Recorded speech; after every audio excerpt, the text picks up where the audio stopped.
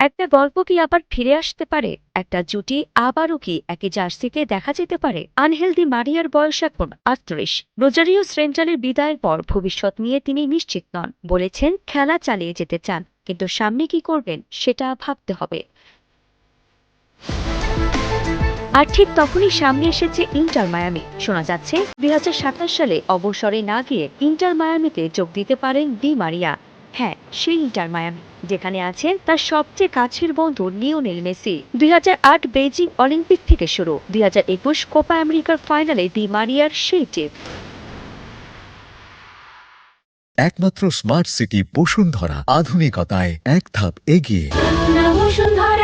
এছাড়া 2022 ফিনালিসিমা আর কাতার বিশ্বকাপের ফাইনাল, মেসির জোড়া গোলের পাশে দি মারিয়ার সে দুর্দান্ত গোল। তারপর 2024 কোপা আমেরিকা, একে একে একই সঙ্গে আর্জেন্টিনার ইতিহাসে সবচেয়ে সোনালী অধ্যায় লিখেছেন এই দুই বন্ধু। কিন্তু তারপর দুজনের পথ আলাদা।